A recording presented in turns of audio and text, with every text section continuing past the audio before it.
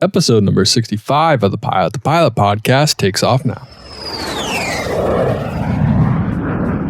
Hello, my name is Jesse McClintock. I'm 26. I'm a pilot in Southern California, and I started wingswap.com, which is an aviation marketplace, a free aviation marketplace. Avination, what is going on? Welcome back to episode number 65 of the Pilot podcast. My name is Justin, and I am your host. Today, we are talking with Jesse from Wingswap. And before we get into this episode, I do have some exciting news. We have a meetup planned at Oshkosh. It's going to be at Friday at noon at the C3150 booth. That's C3150. It's going to be with Crew Dog Electronics, and it's going to be with Cadence Aviation. Cadence Aviation, you might remember, has given me some headsets to give away, and they have sponsored a couple episodes as well. So I'm really excited to team up with them again. And that's going to be at C3150 at Friday at noon.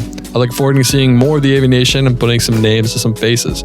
Avination, if you like today's episode, please leave your review on iTunes. Check us out on Patreon, patreon.com/pilotthepilot. And make sure you go ahead and follow us on Instagram at pilotthepilot. Avination, without any further ado, here's Jesse from Wingswap. Hey, Jesse, thanks for coming on the Pilot podcast. Yeah, thank you for having me. This is exciting. I know, man. I'm excited to have you on. Yeah, it's the first time doing something like this, so it's all new to me. And don't worry, I won't be too mean to you, I promise. All right, good. Well, perfect. Well, hey, man, first thing I ask everyone, why aviation? What was the initial draw to you to get into aviation? Oh, man, that goes way back. I've always been interested in aviation. Nice. And it's kind of hard to pinpoint, because it's just always been something I've been interested in. But I know for a fact that my grandpa had a Mooney. Oh, cool. And I remember seeing pictures of when I was little of me and the Mooney and taking flights in, and I vaguely remember it.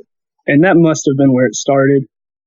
You know, he had his own company, and he snowbird between his houses in the north and south, and I remember going on those plane rides a lot. That's awesome. That's a lot of fun. I mean, yeah, Moonies are one of those planes that either people love them or hate them. I err on the side that I love them. I love the tail.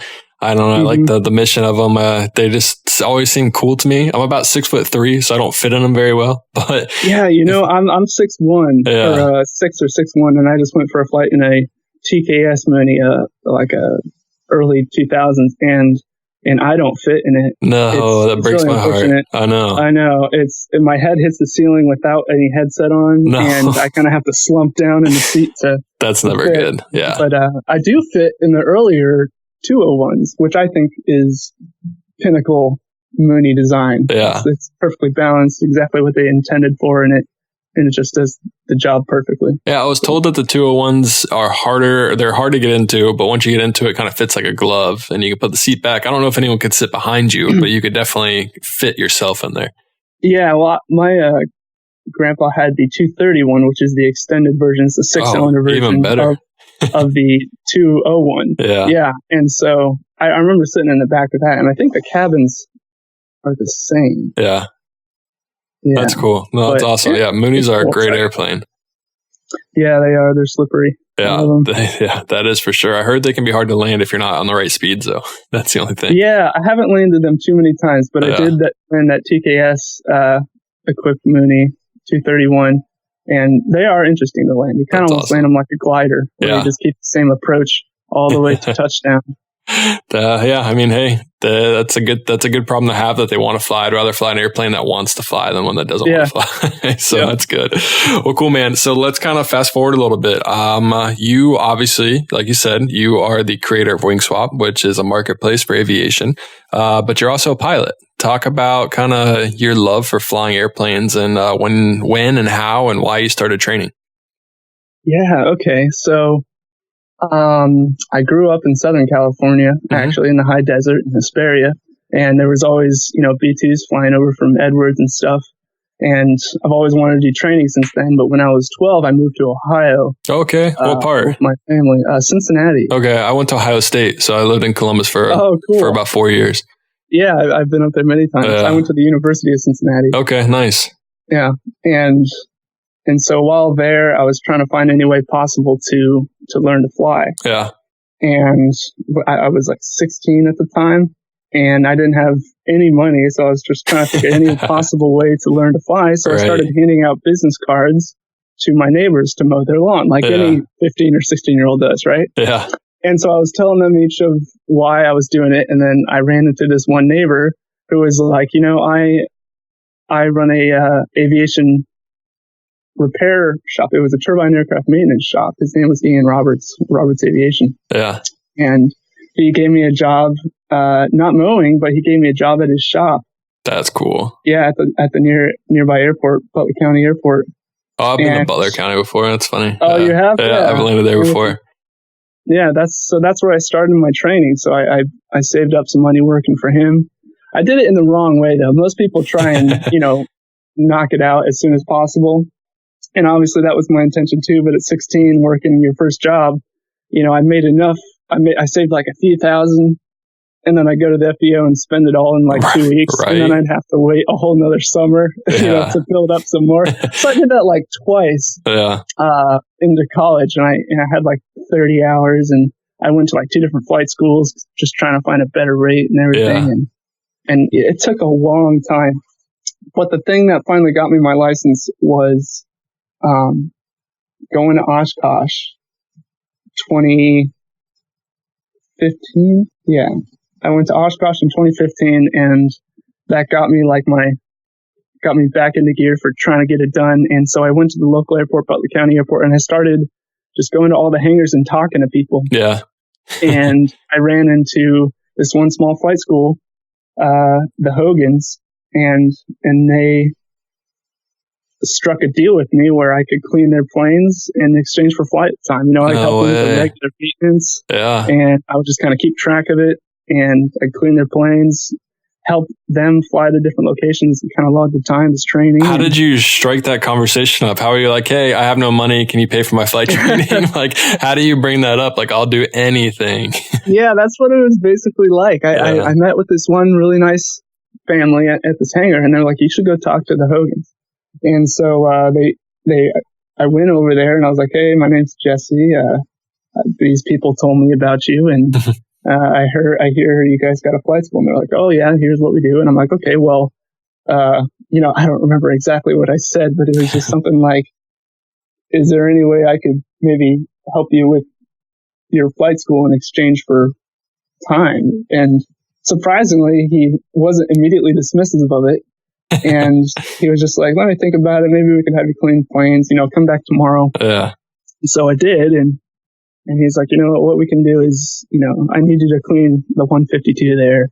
So I'd clean it, and he'd be like, go ahead and keep track of your hours. And then later we figured out kind of what the agreement would be exactly for how many hours I worked, would be how many hours in the plane, or a discount. That's awesome. No, that's really cool. Cause a lot of people say like, man, I'll do anything to go fly, but they won't have that conversation with anyone, because that's an awkward conversation to have. It takes a lot of guts to go up to someone and be like, hey, I don't have any money, but I want to fly. So we're going to make that happen. It's like very entrepreneurial awkward. And very awkward. It's like, no one's going to say, like, you go into it thinking no one's going to say yes, but it's like, you have no, like, what's the worst that could happen? They say no, it's like, all right, cool. That's exactly what I've learned is you got to ask, and you got to put yourself in a position Absolutely. to potentially get something out of it, even if it might go nowhere. And you're here to say that it worked. So who's to say it won't work for someone else? For me, and you probably just can't go to your local FBO and say, I'll do something with your flight school. I found it wasn't an FBO. It was just a guy who ran his own little flight school out of his hangar. And that's cool. And that was the way that worked for me. If you know the person who runs the FBO, you could probably do it. But for me, it was getting to know them, the family personally, and saying, hey, I can help with this. They obviously knew I was interested in it, because I was there every day helping them, cleaning them, doing anything I can, and they could see that. And so they helped me. Yeah, that's awesome. It's going to be funny if people listen to this and they go to Oshkosh this year and they're like, where are the Hogans at? The Hogans are going to pay for my flight school. So they might be calling you one day and be like, man, what the heck, Jesse? They'll probably get a lot of more people coming to the hangar. We only have so many planes. We don't need anyone to clean our planes. What was your training like? Obviously, we talked about kind of what you did to fund it and how you worked really hard to fund it, which is cool to hear, because it's a big question for people is how to pay for flight school. And you just got to find a way to do it, whether it's loans or job or cleaning or whatever. You just got to find a way. But what was your actual training like? Well, I started at 2 FBOs, the traditional way. And, I think the hardest part was just thinking about how much money each second was costing. Yeah. And I was just like, God, it's hard for me to focus on this. And I remember that when I started training in the air, I would freeze a lot at like the slightest amount of pressure, like if you go down anymore, you might bust an airspace or something. Yeah. I would like freeze. I'd be like, oh crap, like what do I do? Pull up. Yeah. So I wouldn't figure that out and I'd be all bummed about it. But after I got my license, like something clicked and suddenly my confidence went through the roof. And I think it's just the more time you spend doing it, the more confident you get. And Absolutely. now I can't remember the last time I froze in a situation after that one time when I had like 10 hours when I was doing, just starting cross countries and stuff. I mean, it's a real thing. Like, you don't really know how you're going to react to kind of a high pressure situation like that. Whether it's, oh crap, I'm climbing, getting into airspace. Like when you said that, the first thing that came to mind was like, all right, so you're going to pull up or you're going to stop descending. But when you're in the moment and it actually happens to you, it's a lot different. It's like, you know what to do, but your brain's like, oh no. Yeah. Well, so I remember very specifically why it was so confusing to me at the time, because I was doing a very shallow descent. Mm-hmm. And my instructor didn't say there's an airspace below you. He just said, if you don't change your altitude, you're going to bust the airspace. Mm-hmm. So in my head, I thought, okay, the airspace is above me, like it's a shelf above me. And so I should descend so I don't bust that airspace. He's like, you're getting closer. And I started panicking in my head. And I was like, oh, I'm getting close to this airspace. I got to go down more. And so he like, yanked no. me back. And so we climbed, and I'm like, oh, it was below me. Yeah. See, that's the thing though. It's like the instructors don't always know what you don't know. So you're out there flying, and it's hard, especially when you're new to flying and they don't know exactly what I said. They don't know what you don't know. So they're trying to feel it out. So they don't know your experience. And there's just a communication error, and that happens in early training. That happens in airlines. That happens throughout your whole life. Even if you're not in aviation, it just goes to show how important communication is. And it's just something that's always going to be important. And then, like we talked about just a little bit ago, you don't know how you interact with those situations. Yeah, you really learn a lot about yourself when you first get into a situation where you really don't know what to do. Absolutely. And I'm glad that was just during my first couple hours of training, and I got over that pretty quick. Yeah, but I'm glad you didn't bust the airspace. I don't remember if I actually did or not. I don't think so, because I remember he yanked it back pretty hard. Yeah. I don't think he did. We'll say you didn't. We'll say I didn't. Yeah. No. That's awesome. Yeah, so that's what training was like for me. But after I get that confidence, and I started to really understand things. So you mentioned that. Oh, sorry. What were you saying? No, it just became a lot easier. Yeah, you mentioned that you had in the beginning two different flight schools that you were choosing between. What was the reasoning between the two? Why didn't you just stick with one? Well, one was the nearby FBO, and I just went with it without question because it was close, and it was super expensive. And I did do my first solo there, but in a 172. But, it was just so expensive. So I remember my mom's friend was a pilot, and he said he really recommended this guy at the nearby airport. Okay. Kind of nearby. It was another half hour away. It was Warren County Airport. Okay. And he was like, "Oh, you got to go to my instructor. He's less expensive. He's really good. He's friendly.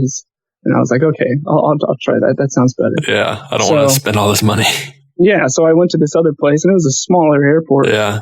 So I figured it would be less expensive, and it was, but it was still a similar thing where it's just too expensive. Yep.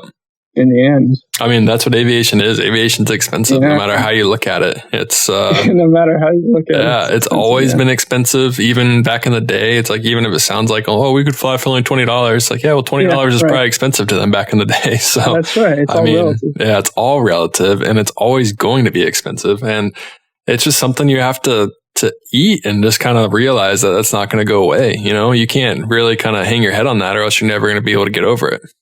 Right. Yeah. Or you find someone to go clean their airplanes and they'll pay for your flying. That's always an option too.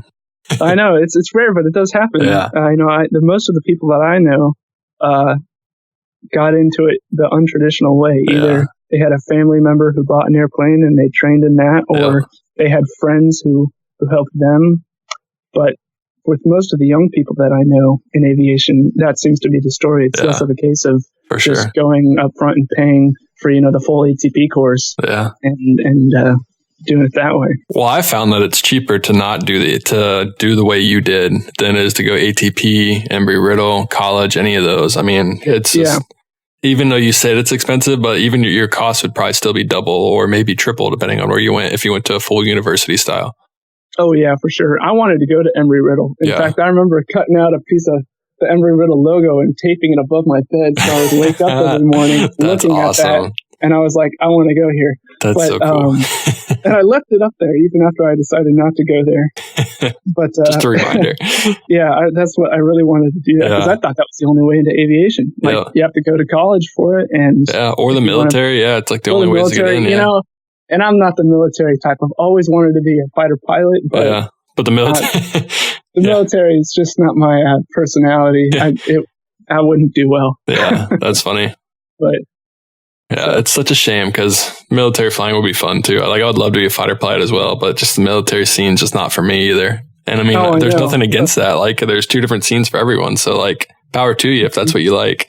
Yeah, trust me, it's exactly that. Like, I still one day want to own, something like a light fighter jet. Oh, like that'd be cool. Trainer, and I got this recent boost in motivation because I was talking to this guy in a friend's hangar last month.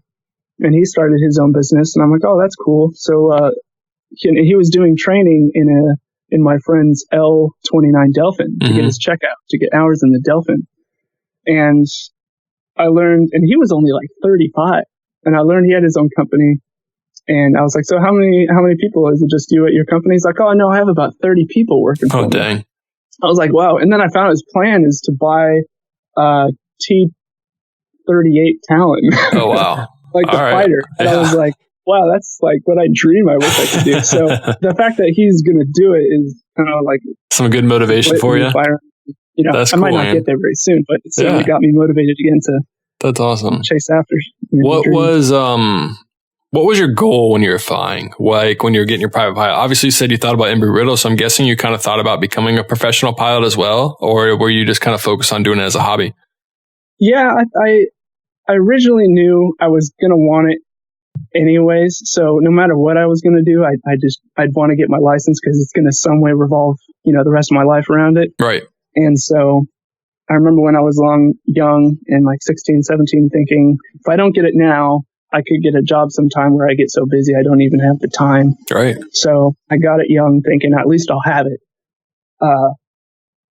And then I learned kind of about what the airline pilot life was like. And at the time, the wages were like super low. And I was learning they were getting paid like similar to a teacher's salary. And I was just like, after spending all that money to get my ATP, then just to go make a little bit of money, it doesn't sound that good. But thank you. Recently, recently it seems like it's kind of changing just because of the quote unquote pilot shortage. Yeah, no, it's definitely changing. It's changing for the better. It's something that's definitely looking up for everyone. And I know PSA just recently, I think it was yesterday, signed new contract wages. So they're getting even better. It's just going to continue to build on itself. So it's definitely looking better for pilots that want to get into the industry now. Mm-hmm. Yeah. So that's kind of had me partly thinking, maybe it's something I want to do again, especially with my new interest in building this website and everything, because it would allow me to work on that at the same time rather than working a 60-hour-a-week job.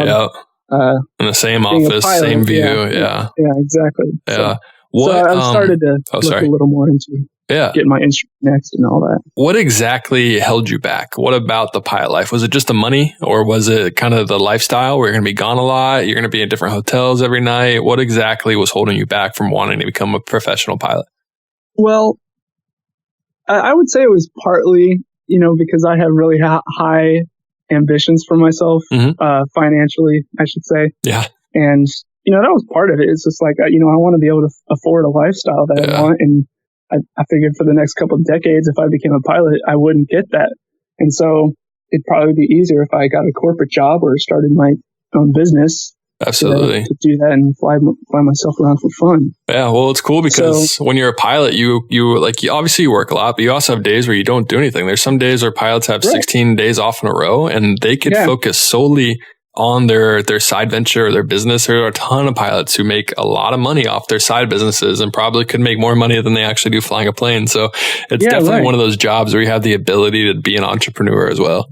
Yeah, right, exactly. And the fact that I'm not a fan of jet lag, and that's probably a downside to the lifestyle. But just a little bit. My friends who are pilots, they who are either airline pilots or corporate pilots, they tell me it's pretty lonely. Yeah. When you're out there, it's constantly by yourself. And I'm a pretty social person. I like to be around friends, and so right. I wasn't sure if I would want, if the only job I could find was one for flying for, Delta private jets where you're constantly going. Yeah, and you're never home and everything. I don't know. It just didn't appeal that much to me. And just wait until you fly with an old grumpy guy that doesn't want to talk and doesn't want to do anything, and you eat at separate tables for breakfast. It's like, oh gosh, this is the worst. Why do I do this? And I mean, that's going to happen. That happens in aviation. It's all about who you get paired with, and you can't affect or you can't change who you get paired with. So it's like, yay, here we go. Yeah, that's right. Yeah. So what was, so we talked a little bit about your training up until you're solo, and you talked about the 2 flight schools. So you went to 2 flight schools and then Oshkosh and found the family where you're able to clean the airplanes and get some time. What planes did you train in with them? Did they have 1 plane, 2 planes? What kind of did it look like? They had 2 Cessna 172s. Okay. They had a 152 and a Debonair. Cool. And a Piper Cub, actually. Cool. What planes did you fly? Did you fly all those, or did you just fly one of them? I flew the 152. And so I remember when I started, I wanted to fly the 172 just because I hadn't had that much experience in general aviation. And I thought, the 172 is a little bigger, more wing area. It's probably safer. Yeah. You can, but that's all I was just thinking of was the safety and the cost. Even though it was more, I was like, I'll pay for it just because it's safer. But I tried out the 152. And I immediately fell in love with it. That's awesome. And, it lands, I learned that it lands even slower than a 172 and it's definitely cheaper to fly. Absolutely. And cheaper it's a lot to operate more for sure. fun to fly. It's a lot more nimble.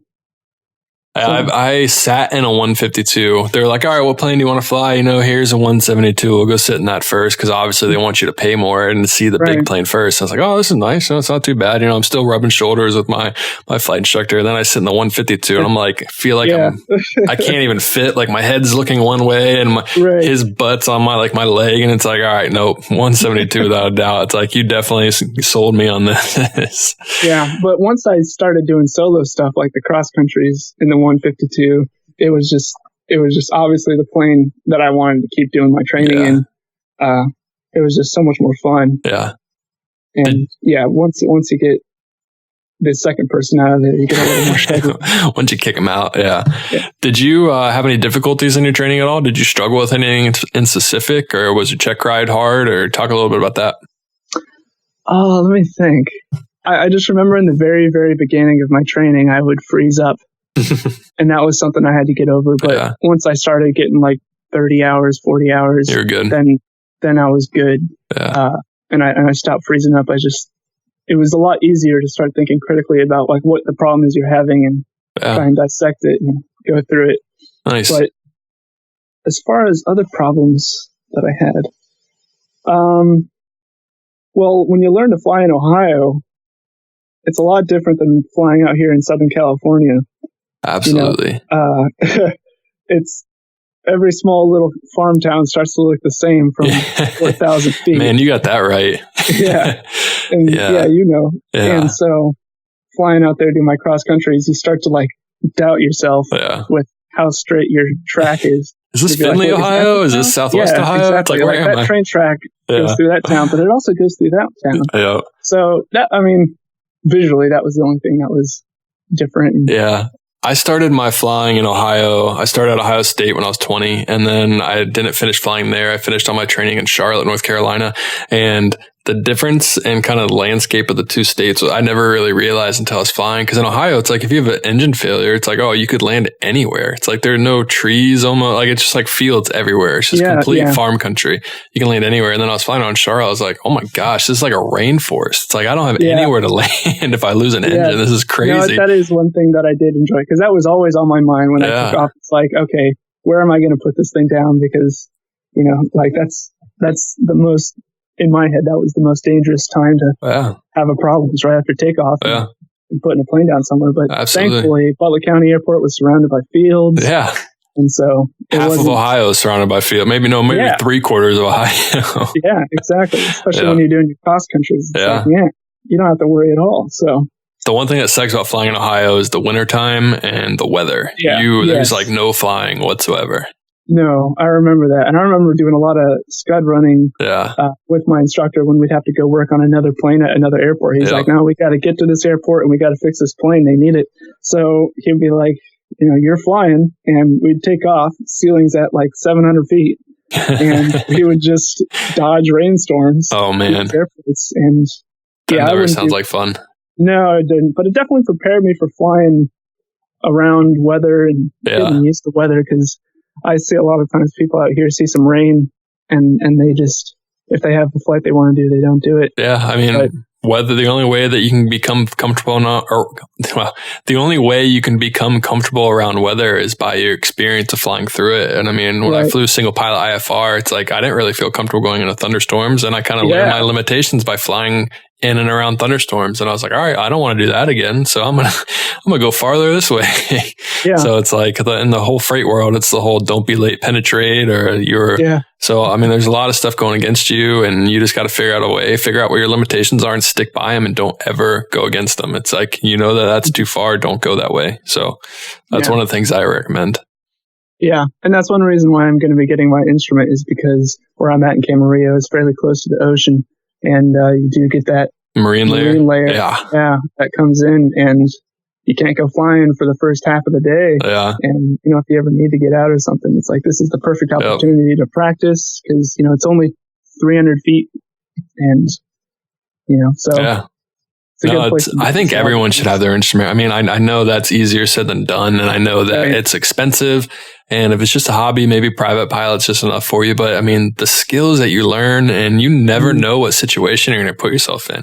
And it's it's so important to understand how a plane flies on instruments, and how you cannot trust your body. Your body will lie to you, and your instruments will not. Granted, if the instruments aren't working, then it's a whole different story. But 9 times out of 10, trust the instruments. The instruments are telling you what you need to do. And it's crazy. Like, you'll be in a turn, and you'll be in a constant turn, and you feel like you're straight and level. Then your instruments tell you you're still turning. And you're like, wait a second, what am I doing? That's right. Yeah, exactly. It's wild. So I would highly recommend an IFR rating for everyone. And I mean, shooting an approach down to not even minimums, just shooting approaches is fun. It can be fun. It doesn't have to be necessarily challenging. I mean, it could be a kind of a cool and fun thing to do. It's cool to pop out of clouds when you're in the climb and you're cloud surfing. So it offers a very different perspective of flying than just private pilot flying. Yep. Yeah. So you talked about instrument. Do you have plans to get your commercial maybe and eventually move on to fly some other stuff? Or do you think you just want to get whatever you can so you can buy your own airplanes and fly them around? Well, I do plan on getting my instrument and hopefully get my commercial pretty soon after, because there are a lot of flying opportunities at this airport. Camarillo is extremely diverse. Yeah, I've been to Camarillo before. Yeah, it's one of the best airports in the world, in my opinion. Cool. It's really cool. And so there's a lot of small flying opportunities that I think as soon as I get my commercial, I could, start skydiving or banner towing or just commuting some people between Santa Barbara and here that have a business. And so I think that would be a good way for me to start to build time. Oh, even absolutely. Fighters. Yeah. There's so much you can do when building your time. And I mean, some stuff's really sketchy, but there's so much stuff you can do. All right. So let's talk about Wing Swap. Let's talk about the idea behind it, why you wanted to start it, when it kind of popped in your head, and kind of just go from there. Okay. Well, I've always wanted to be an entrepreneur. And so I had that going for me. Ever since I was in high school, I was thinking, okay, how do I get out of the rat race? Like, I don't want to even go to college. I just want to start my own business and not get stuck behind a desk my whole life. Absolutely. That was like the most terrifying thing to me, was just doing something behind a desk I didn't like doing.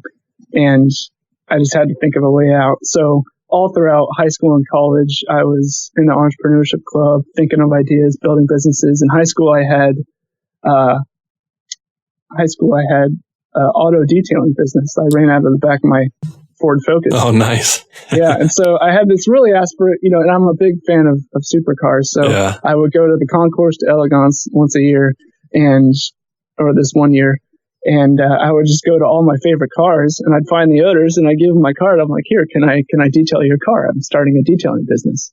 And they were usually pretty receptive to it. But they never started me out on their Ferraris, and I was kind of bummed, but I didn't know why. But you're like, here's our family Honda Civic. It's like, no, I don't want to do this. Yeah, exactly. So, but I took any opportunity that I could, and I met a lot of good business owners that way. And I started working on their Hummers and their Civics and stuff. And that's one way I started the business. Then I went to school. But then when I left school, I was trying to think of any way that I could start a business. And I just couldn't think of anything in aviation that I wanted to do entrepreneurial that didn't have a huge barrier to entry. You know, you can't start your own charter company without, $50 million and all these jets. And I was like, well, all right, so charter company's out the window. Yeah, like we said, aviation's expensive. Yeah, every part of it. Yeah. So I remember one day I was out in California already after I graduated, and I had the idea for just like a reinvented marketplace that's free and really easy to use. Because at the time I thought, everything out there is pretty complicated, especially Barnstormers, the main it's an old website. Yeah. Hard to use, clunky. Really old. Yeah. It's clunky. It hasn't been updated since whenever it was made. And, I just thought there's got to be a better way to do it. And I saw, trying to use it on the mobile, it's just as bad or worse. So I thought, I should create a replacement for this that's just got everything going for it better. And for some reason, I didn't act on it right away. But then a couple of months later, I'm like, that was a really good idea. Why don't I do that? And I didn't even really know where to begin. I just kind of started.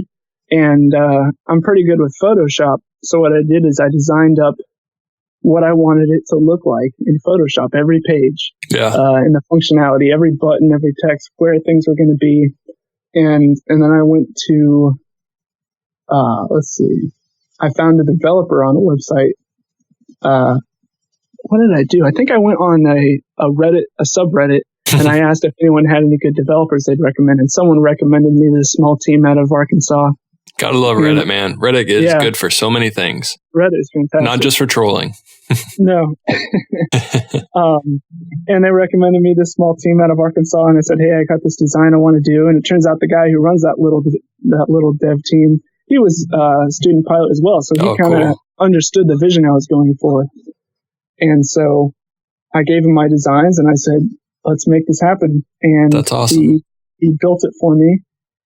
And I just figured a lot of stuff out along the way. I really didn't know what I was doing, but I knew how I wanted it to work. Trial and error. Yeah. And there's a lot of stuff when it comes to just starting a business, that you don't know about when you start, from creating either an LLC or a DBA, a do business as a sole proprietor, and establishing that with your local county and getting all the paperwork done. Like, I just kind of Googled it as I went and asked questions on Reddit again. Reddit was a huge source because they have a really good entrepreneurial subreddit. Yeah. And I would ask a lot of questions about, how do I do this and that? And they would recommend things and I'd try them out and just kind of experimented as I went. And so that's awesome. Yeah. So then I had the website made a couple of months later after I got it all tweaked and how I wanted it. And the next challenge was to figure out how to get people to go to it. And I started the Instagram, but I didn't really think that was going to be a huge resource. What I originally started doing was going to the forums for individual aircraft type, like Beach Talk and Looney forums and Piper Cub forums and everything. And I started just pitching to people. I made a thread. I was like, hey, this is who I am. I made this website to replace Barnstormers. It's free. It's actually, at the time, it wasn't free. But what was your first? What did you charge first? Well, originally I had the business model of just charging per listing. I thought Barnstormers is charging $25 for their cheapest listing with pictures. I'll charge like $10 less for that and give them even more pictures and more description. So I figured, it's less expensive and it's better, so people will jump on it. Yeah. And it was kind of a tiered listing option. You could have a free listing, which included one picture, which no one else did, and it was like $10 or $15. I think it was Yeah, like $15 for the highest one, which included, 10 pictures and a bunch of description. And everyone just kept using the free listing. And and people were kind of frustrated with that because they would see this one picture and they'd be like, well, I want more pictures. And there's no description. Like, I want more description. People can be cheap, man. People are extremely cheap. Yeah, even people if are cheap. $5 million plan, Yeah, they don't people want are to cheap. pay $5. Yeah. So I was just frustrated because I couldn't figure out how to make it work for everybody. So what I ended up doing was just giving away everything for free so that when people are listing an airplane, they would list as many pictures as they want, as much description as they want, and the people coming to view the website would see as many pictures as they want and as much description as they want. Right. So instead of focusing on charging $10 or $20 for a listing here or there, I started focusing on getting ad revenue from the eyeballs coming to the website. Okay. And I found that to be more profitable than $10 or $20 here and there. So as soon as you get the website visitors up, you can start charging more for the advertisements on the website. So that's what. I come to your website, I list my plane. It's completely free to list and give you all the pictures, all the information. What happens next? Like, so I'm on your website now. I hit contact. I want to buy this plane. Do you make money off a sale? Do you make any money off of this listing whatsoever? I've actually made quite a bit of money just from people being appreciative of me helping them sell their plane. And they say, hey, what's your PayPal? I want to give you some money because you basically sold this thing for me. Nice. And I was like, okay, that sounds good. Sweet. And so originally I didn't have any intentions to make any money off the transaction, whether it be a part for a Cessna 140 or a freaking $2 million Conquest that's like all brand new. Right. And I still don't. That's not the idea. When you do take a listing down, there's an option to donate if we helped. Yeah. But, it's certainly not mandatory. You don't have to give anything. But some people do. And a lot of the people's airplanes who I sell on the field on Camarillo Airport, they do give me a bit of a commission. That's cool. Which is very generous of them. But yeah, the website basically, when you check something out, it's not really a checkout process. You can select to be featured on Instagram, and that's only like $20 or something. And you can select to be featured on the website on the top of the banner that rotates around, and that's like $10. Yeah. So nothing like life changing if they choose to do that. It's not like you're not making $1 million off one plane being listed. No. Yeah. And you don't have to choose those options either. In fact, most people don't. But the people who do choose to be featured on Instagram realize how beneficial it is because, one thing that's cool about Instagram business account is that you have the ability to look at the analytics for how many people viewed it, how many people clicked it, shared it, saved it. Yeah. And the posts that do well, they all seem to do well now, but, the posts that do well, man, they get hundreds of thousands of eyeballs on them. Yeah. And for $20, for 100,000 potential pilots looking at your listing, I mean, it's pretty good. I can't think of a better return. No. And almost every time that I post a plane for sale on Instagram, it's usually sold within a week. That's crazy. Thanks to that post. It's pretty ridiculous. That is ridiculous. I mean, there's so many people out there with money to buy airplanes that we don't know or don't like. Yeah. You don't even like. It's crazy when you go to the airport. The guy might be wearing ripped jeans and an old crappy t-shirt and a hat, and he's like, "Yeah, I got 30 airplanes." Like, what?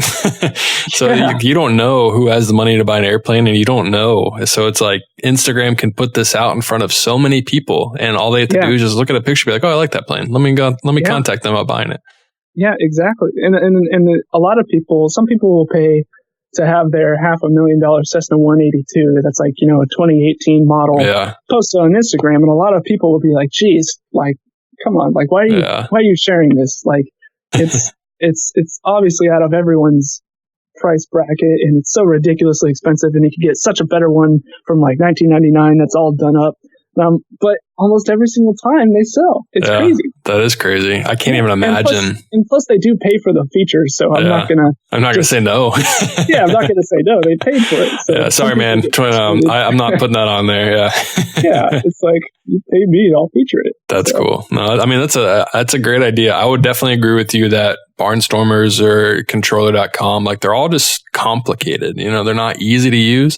Now, I'm not necessarily in the market for an airplane, but I'm looking at the website and it definitely feels a little easy to use, feels a little bit more modern, which is nice. And maybe one day I'll buy the pilot plane off it where I can do my podcast in the plane. So yeah, absolutely. Yeah, and man. It's a lot easier to use on your phone too. Yeah. It's really easy. It only takes maybe 2 minutes especially if you have the pictures for the airplane on your phone. If you do it on your phone, it takes 2 minutes maybe. And so it's a lot easier. And I've gotten a lot of positive feedback about how easy it is to list. The registration process is about 10 seconds. Yeah. So, how many airplanes do you have listed now? Oh, that's a good question. I'm on my laptop right now. I could go into my admin console and take a look at the analytics. I think I have that. Well, so they fall off after 60 days if you don't touch them. So it's hard to know the exact number, but I can tell you how many have been listed in total. Yeah. And that is 1,500. That's awesome, man. And I mean, there's just the few, on the dot. Wow. Yeah. Wow. Nice. There's so many other airplanes at FBOs or at all these places. So, I mean, that's awesome that you have the ability, just like you said, just go on your phone, take a couple pictures, write a quick little summary, and there you go. The plane's up there to be listed. And if you just want to spend $20, you can throw it on Instagram or hundreds of thousands of people, because people love looking at pictures of airplanes. Like, people don't even know they want to buy an airplane until they find the perfect airplane. And they're like, oh, wait, okay, maybe we can do this. Yeah. And I hadn't thought of Instagram being the main traffic source for the website, but it really is now. Yeah. A lot of people come to it just organically. They just search it at the beginning of the day or something on their laptop. But originally I was focusing all my traffic through the forums for the pilots, who are on there looking for a specific bonanza. Yep. I would be like, hey, I got this website. You can look at the bonanzas there. And absolutely. And I got a little bit of traffic from that, and I do get quite a bit of traffic from Facebook, but the majority of the traffic definitely comes from Instagram, because it just blew up out of nowhere. Once I hit like 10,000 followers,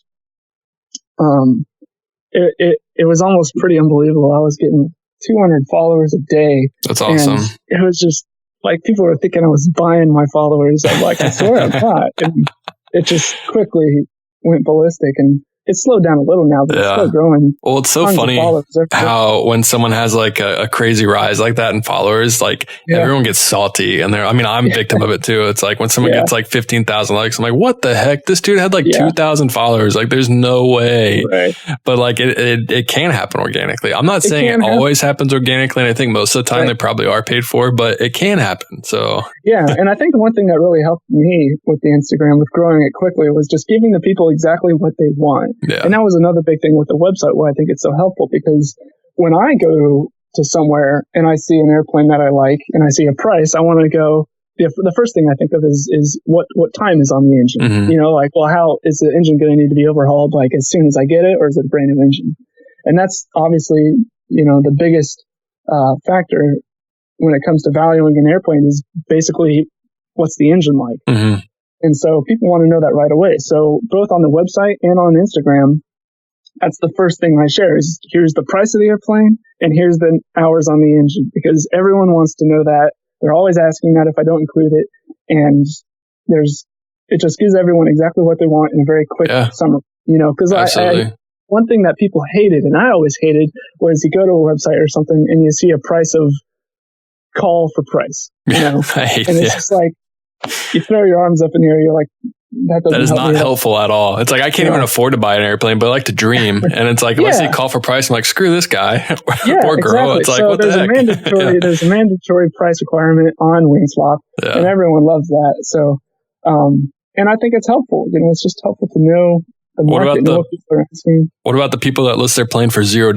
Like this 1966 Piper PA 28140, $0. Yes. Okay. So one thing I've learned about users on any kind of database you create or website is that they'll always find a way to get around any kind of measures you have to stop them from doing something. It's crazy. So like I just had a spot originally for the price, and people just chose to ignore it. I put a little text above it that said required, and they would still ignore it. So I had I had my developer write in that you can only include a value. You had to include something.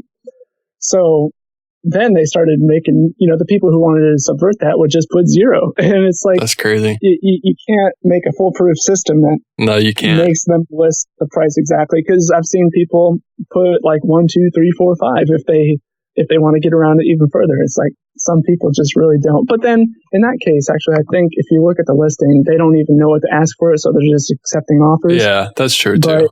I would still like to see a realistic price. Yeah, or just put a price that's higher than you would think, and then put like the first thing in bold, like open to offers. All right. At least gives no, keep going. Sorry. It's definitely true. I mean, like you said, people are smart. They know how to play the game. They know how to play the system. And no matter what you set up, they're always going to figure out a way to get around it. So it doesn't matter. Yeah. You could spend all this money trying to figure out a foolproof system, and then it's going to take it's like when Apple came out with the first iPhone. It's like they said it's unhackable. Then a 16-year-old like hacked it in like a week. And it's like, all right, okay, maybe it's not unhackable. So there's nothing you can do. Yeah. I was going to ask, all right, so I click on this one plane, like I said, the 1966 Piper PA 28140 out of Bellingham, Washington. And I click on that. I want to buy it. What's the process look like? Well, Wingswap doesn't have any kind of escrow service. Right. So there's no transaction that you can do through Wingswap. Like you can't put the money through them and have them hold it. That's something a controller does do. Yeah. But I think that's a little more valuable towards the stuff that's really expensive. Like they do obviously a ton of jets and high dollar stuff. So that kind of service is definitely necessary. But for the type of planes that I'm advertising with, it's kind of operated just kind of like Facebook or Instagram, Craigslist, where you just get their contact information. Nice. And like you're trying to buy a car off of Craigslist, you just meet up with them, arrange your own schedule with getting a PPI, and just this is basically just a bulletin board for people to get the word out about their planes. There's contact information at the bottom of the listing where you can either call them or you can send them an email. That's cool, man. But there's no real escrow service or way to purchase like a buy now button. That would increase the liability and the cost tremendously, which I definitely don't have. No, so it's best to just the contact, and then they go from there. And then if they want to, they can donate money back to you. Yeah, if they want. That's cool. Also, I mean, I like that. That's cool. I mean, it's definitely respectable. It's like, I mean, it's expensive to do stuff. I've learned that with a podcast. It's like, it'd be cool to do all the stuff that you want to do, but it kind of takes time and it's expensive. To make money, you got to spend money, right? That's right. And especially because I'm not the developer. I have some developer experience, but very basic. And I couldn't build a website like this. And so I hired a developer to do all the changes and stuff. So everything that I want to change, it costs money. So if I want to make a big change, like add an escrow service, it would be hugely cost prohibitive.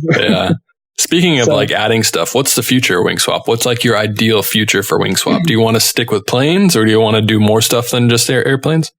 Well, I started out, if you look at my original drawings of how I designed the website, it had a category for everything, including jets, and all that. But then when I realized what type of aircraft were being listed, it will be very rarely any turbine stuff. It was kind of the smaller single engine stuff, some twins, some helicopters, gliders, and stuff like that, but never jets. So I just removed that option from the website altogether. So you can't even really list a jet. If you wanted, you can list turbines like King Airs and stuff. Yeah. But you can't list citations or anything, just because that's not the market that's looking at the website. Right. The most of the audience for Wingswap is pretty in line with the demographic that's following me on Instagram, which is between 20 and 40 years old, and they're buying the planes that are between $20,000 and $100,000, not the citations and stuff. So right now, that's what I'm focusing on. But later on, I could see it developing into adding the jet category back in once I start to get more requests for it. Because I do every now and then, but it's certainly not enough to justify its own category. Right. Absolutely. No, I know what you mean. Yeah. And I have had people, right now it's mainly focused on the American market, or North American, I should say, Canada and Mexico and US. But I've had people want me to set up a European version as well. And I've had people request, to be a partner in setting that up because they have like a whole brokership that's the largest whatever in Europe. And they're like, well, we can help you set up a LinkSwap UK. And I thought, maybe that's a good option down the line. Like once this website becomes big enough and I found it's sustainable enough, I'll look into other parts of the world. That's awesome, man. That'd be cool. There seems to be people out there that need it. But yeah, I would agree. I mean, I think that what you're creating is definitely needed because it's like, I don't know. It's just like everything in aviation seems like it takes forever to upgrade or to change. And it's like, well, it works. Right. So why should I change it? And that goes for whether it's the old website that was made in 2001 to even kind of SOPs and rules and laws about flying. It's like anything in aviation takes forever to kind of transform and to change. So I think that it's amazing that you're coming in and trying to change it on your own. And Barnstormers has been around for a while. It's a great service, but I mean, hey, there's nothing wrong with some good old competition and a new guy coming in. So I mean, more power to you, man. And I like the site and I love the idea that it's all free to list. And it's like, hey, if you want to donate, go for it. But I mean, I'm just trying to help you guys connect and create a sale. It's like, I love aviation. I'm just trying to push it out there. Yeah, exactly. That's cool, man. I think Barnstormers is missing a major demographic with the one that I'm most easily marketing to, which is the younger generation between 20 and 40 years old. Yeah. I don't think they're adapting enough to keep the market, the audience coming in. And I'm kind of capturing that audience before, That's awesome. Well, hey man, I got a quick rapid fire section for you real quick. It's nothing hard. It's just kind of like you say, I'll ask you what your favorite plane is and you list the first thing that comes off to your mind. Okay. All right. So we'll start off with that one. What is your favorite airplane? Oh, can I get like a category of airplane? All right. So we'll just do a single engine prop. Single engine prop, probably the F-33A. Okay. What's your favorite jet? Favorite jet? Non-fighter jet. Non-fighter jet. Yeah. Ooh, probably the Citation 10. Okay. Well, that's a good one. Those engines are huge. It's crazy. I know. Yeah, design, massive. everything about it. It's a beautiful plane. It's so tiny on the inside, but it's a beautiful plane. I've never been in one. Yeah. Well, hey, maybe they'll fly one at Camarillo and you can go in one. Yeah, I see them all the time. Yeah. All right. What is your favorite airport you've ever landed at? Oceano. Okay. I don't know if I know what that one is, but it's a little tiny beach airport on the coast, and you can camp on the airport. It's right on the coast in Central California. There's a little restaurant nearby. It's so serene and really pretty. Oh, that's cool. That sounds like fun. Must be nice to live on the coast. It has its pros. Yeah, it does. What? Let's see. What is the ugliest airplane that you've ever seen? Oh, that's a good question. I'll tell you mine. I don't know. It's the Piaggio. I'm not a fan of the Piaggio. I just think it's ugly. Yeah. Oh man, I got to disagree on that. I think that was one of the prettiest planes. See, there's a lot of people that disagree. It's a very personal question. I just think it looks like a catfish. Yeah, it does. I could see that, but something about the backwards looking wings. Yeah. I think it's very sick. I don't take anything away from the design and how amazing of an airplane it actually is and performance wise. I just think it's flat out ugly. And the same thing with the shorts. The shorts is an ugly airplane. I would say probably the Wilga is probably one of the ugly with the round cowl and everything. The non-steroids Wilga that was built for Oshkosh. Yeah. That's right. Yeah, not the Mike Patey. Yeah. Wilga beast. That's awesome. Just like the older ones. They just look so funky. Yeah. No, I would agree. Yeah. But yeah. What is your favorite airline to fly on? I don't have one. Okay, there you go. I have no say in that at all. What's your least favorite airline? Do you have one of those? No, I've never. Look at you, man. I'm pretty. You just want to get there safe and point A to point B. Yeah, pretty much. As long as they don't screw me and bump me off the flight, which I've never had happen, I'm fine. Are you an iOS guy or Android? I am a work-issued iOS guy. Okay. What about personal phone? If you could choose, what would you choose? I still think I would choose iPhone. Yeah. Mac or PC? PC. Okay. Let's see. When you're flying, what's one thing you always have to have on you? Some people say ForeFlight, iPad, sunglasses.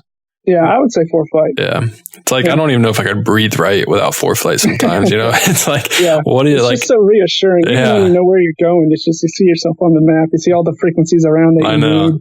It's amazing. It's nice to have. Yeah, it's easily the greatest thing that's happened to aviation since aviation started. Yeah. What is your favorite kind of terrain to fly over? Mountains, beaches, oceans?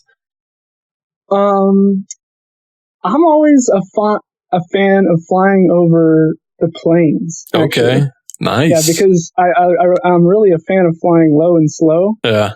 And you can get really low and slow over the plains when there's nothing to hit. You can just cruise like really down low, and I've always found that really enjoyable. Sunsets or sunrise? Sunrise. All right. Let's see. What is your dream airplane that is not a fighter jet? Okay. Well, there's several. Everyone has several planes. I obviously want a Carbon Cub for the backcountry stuff, but I also want obviously. Bonanza F-33A with a big old 550 in the front, and Yeah. Okay, cool. I'd go with a PC-12 and a Carbon Cub. You can't not have a Carbon Cub, right? Yeah, that's going to be the default. With some big bush tires, because obviously I live in Chicago and I need to go into the backcountry all the time. Yeah, I went for a flight in a Carbon Cub. My friend's Carbon Cub recently. I'm so jealous. It's just silly. You feel like you're just flying a rocket. You can point that thing straight up. It's like, hey, Carbon Cub, if you ever listen to the podcast and you want to sponsor it, let me know.